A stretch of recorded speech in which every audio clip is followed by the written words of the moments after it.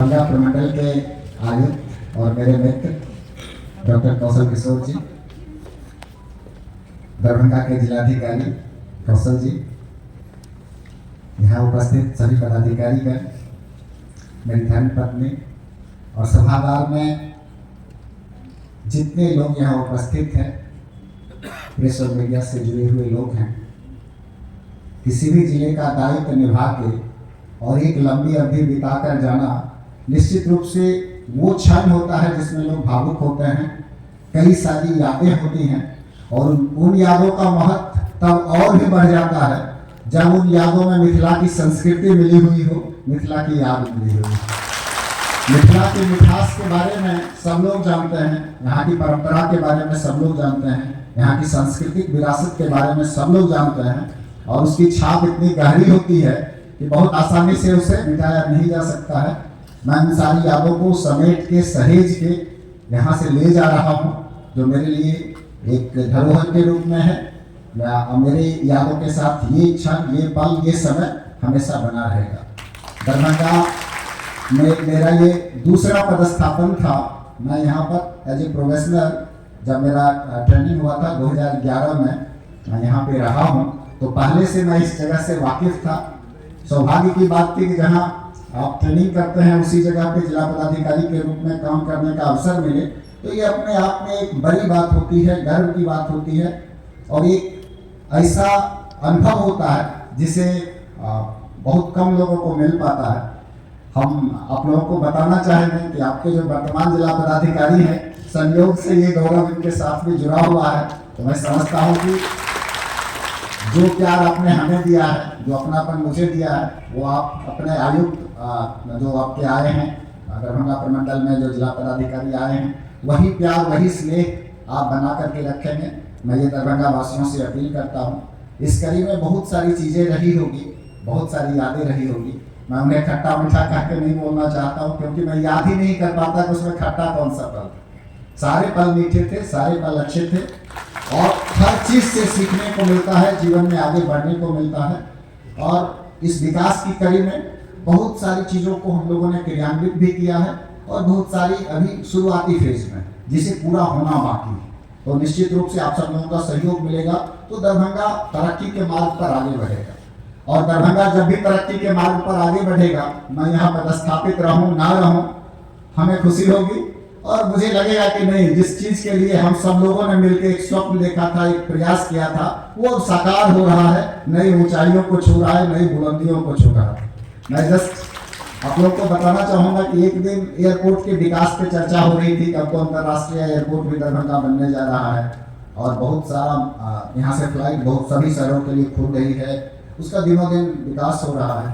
तो हमने कहा कि जिस दिन पटना के पैसेंजर दरभंगा आकर के फ्लाइट पकड़ने लगे तो समझिए कि एक नई ऊंचाई हमने और छू ली।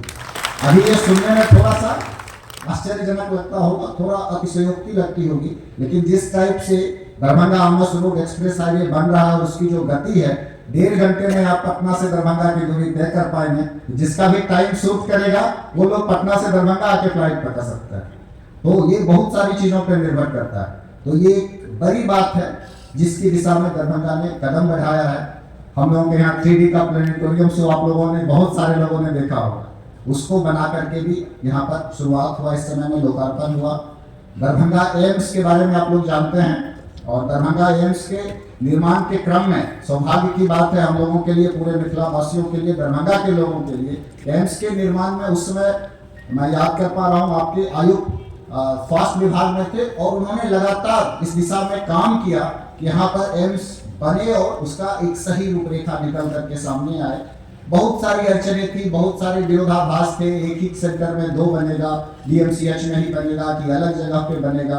और कई सारे लोग जिला में भी 2 राय रखते थे कि एक ही जगह, जहाँ पर की ट्रैफिक की समस्या है, 2 सेंटर होने से पेशेंट्स को कठिनाई हो सकती है, उनके जो अटेंडेंट हैं उनको दिक्कतें हो सकती है, शहर के आम आवाम को कठिनाई हो सकती है।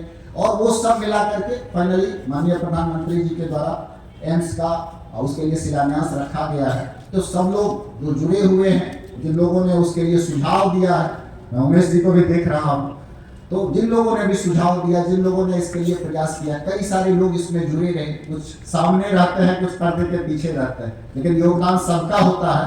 तो मैं उन सब लोगों को धन्यवाद देता हूँ। और अभी जो प्रगति यात्रा की बात डीडीसी साहब कर रहे थे, दरभंगा के विकास के लिए मील का पत्थर साबित होगा। शहर के जो आवागमन की समस्या है, जो ट्रैफिक की समस्या है, जिससे शहरवासी हर दिन रूबरू होते हैं, उसका सामना करते हैं, उन कठिनाइयों को देखते हैं, समय की बर्बादी होती है, कई बार बीमार लोग हॉस्पिटल तक नहीं पहुंच पाते हैं या समय में देर लगती है। तो इन सब कठिनाइयों का निदान हो सकता है जिस प्रकार से इस बार माननीय मुख्यमंत्री जी के द्वारा प्रगति यात्रा में दरभंगा के विकास के लिए जितनी सारी चीज़ों की शुरुआत की गई है, इसकी रूपरेखा अब आकार लेने लगी है, तो उससे दरभंगा के लोगों को लाभ होगा। नारायण जी हमारे साथ बैठे हैं, पर्यावरण प्रेमी हैं।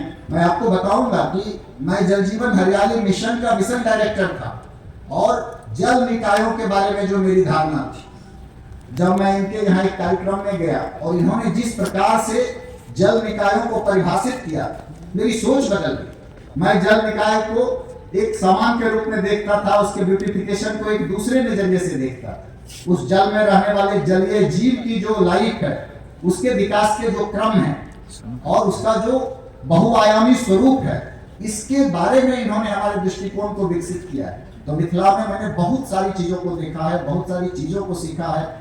मिथिला की बोली, कई बार तो मैं भी प्रयास करता था कि मैं मैथिली बोल के देखूं कि बोलने में कैसा लगता है। और कई सारे लोगों से जब फोन पे बात होती थी तो मैं प्रयास करता था, चेष्टा करता था कि मैं मैथिली में उनसे संवाद करूं, ताकि उन्हें ये लगे कि मैं घर के एक बच्चे से बात कर रहा हूँ और कहीं बाहर का कोई आदमी नहीं है। तो ये सारी चीजें हैं, बहुत सारे लोगों का यहाँ पे योगदान रहा है, बहुत सारी चीजें हुई है। सब चीजों पे चर्चा करेंगे उतना वक्त नहीं है, लेकिन मैं अंत में यही कहूँगा कि स्थानांतरण, प्रभाव, ये सारी चीजें समय के साथ चलती रहती है। मैं ही अगर अपने जीवन को पीछे मुड़ के देखूं, हमारे बैचमेट भी इस बात से सहमत होंगे कि लगता है कि कल ही की बात है कि हम लोग मसूरी एकेडमी में एक साथ ट्रेनिंग ले रहे थे, प्रशिक्षण ले रहे थे, और आज 10 से 15 साल कैसे गुजर गए और इस मुकाम पे हम लोग आए हैं।